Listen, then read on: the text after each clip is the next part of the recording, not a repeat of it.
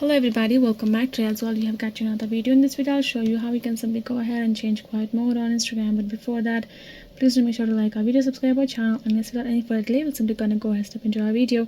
For that matter, what you're going to do, simply gonna go ahead first access your Instagram account on your mobile phone. Afterwards, this kind of interface is gonna appear right on the home screen. Then you're gonna go ahead tap on this profile icon given below right corner.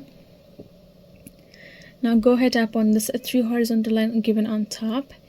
And now go ahead tap on this option called notifications over here. And now you can see this option called quiet mode on top, right? So let's say if you have tapped on it, if you have turned this on, you're simply going to go ahead simply turn this off by simply tapping on this blue button and tap on this turn off quiet mode given below.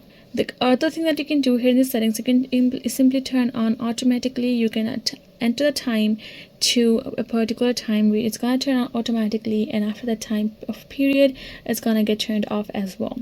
You can do that if you want to do that furthermore, and that will be it, guys. Hope this video was helpful to you all. Thank you so much for watching, and yes, I'll see you guys in our next video.